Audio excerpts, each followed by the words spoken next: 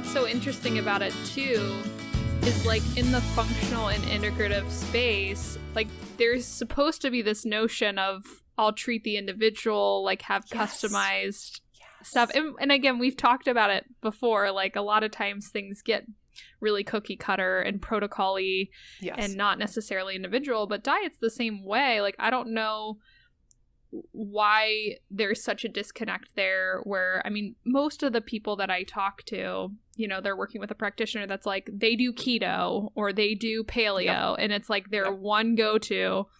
And I find that potentially what's going on there too is, you know, you have people that are MDs. And again, this isn't every case, so I don't want to be too stereotypy, but I find in a lot of cases, there's like MDs that don't necessarily have a deep, thorough knowledge of nutrition, but they know, oh, paleo seems to help a majority, or like a, you know, they feel like they found like some sort of, you know, diet that seems to be helpful or leads to low inflammation. Ugh. I'm not having trouble with my words today. But yeah, so that's the frustrating part is, you know, the idea that you're being treated as the individual, you're having customized care, but I don't see that being the case in the functional integrative space from a dietary standpoint. And there's, I think it's the same thing like that you see with low FODMAP too, when everything just comes down to like, these foods are okay to eat, these foods are bad to eat. The whole composition of the diet doesn't get looked at all.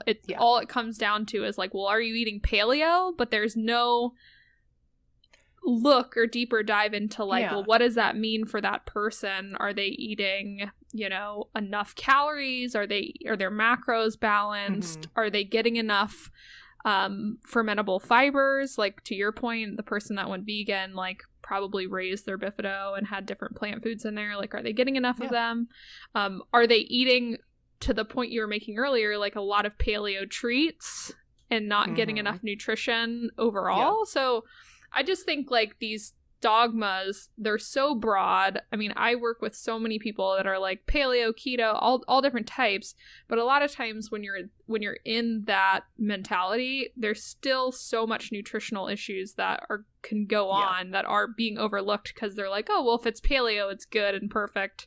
Yeah, inherently, right? Yes. Inherently, it's perfect.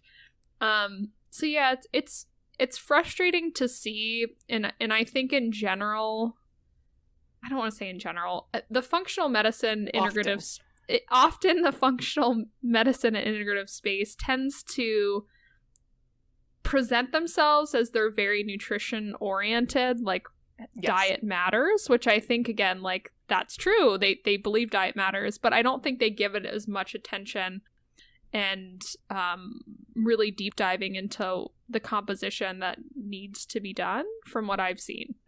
The term nutritionism, like this belief that you don't know about nutrition and therefore you need experts like us to teach you about nutrition because it's like this scientific, difficult thing and like normal people can't possibly understand nutrition, so you need to pay us the big bucks to tell you what to eat.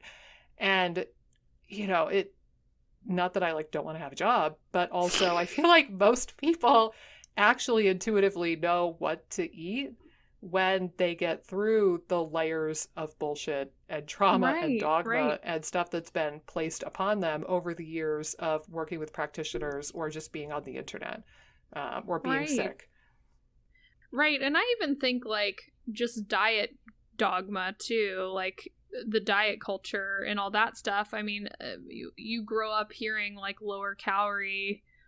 So, and that's from the vein of, I see a lot of undereaters. Like, I think there is like this natural tendency to think, oh, if you're low calorie, that's healthy. Or that you're eating lower calorie foods. And if you then swap to like a whole foods diet, that's usually a higher volume compared to like processed foods. Sometimes people can be under eating because there's been those like diet culture dogma stuff in the mix since they were younger and things like that. So I think you're totally right though.